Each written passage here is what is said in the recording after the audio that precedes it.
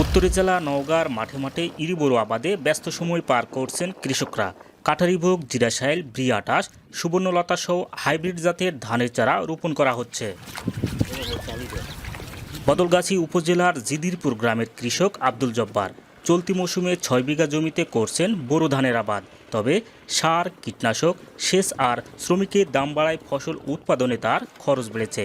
ফসল ঘরে তোলা পর্যন্ত বিঘাপ্রতি খরচ দাঁড়াবে অন্তত 15,000 টাকা। প্রায় খরচ পড়বে এবারে 15-16 হাজার টাকা বিঘা হারি।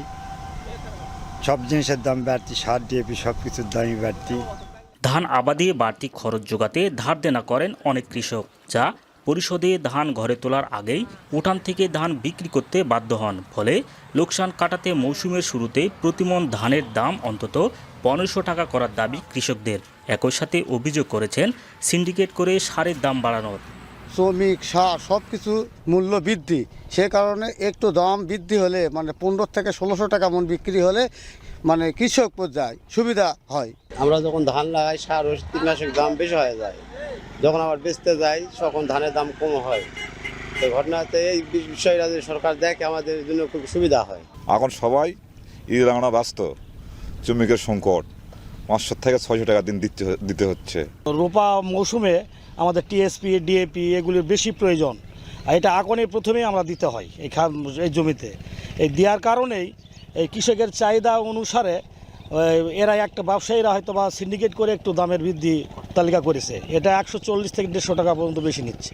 কৃষি বিভাগ বলছে, চলতি বোরো মৌসুমে উন্নত জাতের হাইব্রিড বীজের প্রণোদনার পাশাপাশি কৃষকদের দেয়া হচ্ছে নানা পরামর্শ।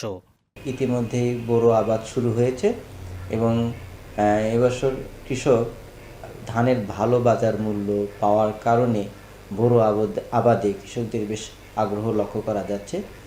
কৃষি সম্প্রসারণ অধিদপ্তরের আমাদের মাঠ পর্যায়ের কর্মকর্তা কৃষকদেরকে বোরো আবাদে আধুনিক চাষাবাদ কৌশল, সুষম সার ব্যবহারের প্রয়োজনীয় পরামর্শ দিচ্ছে।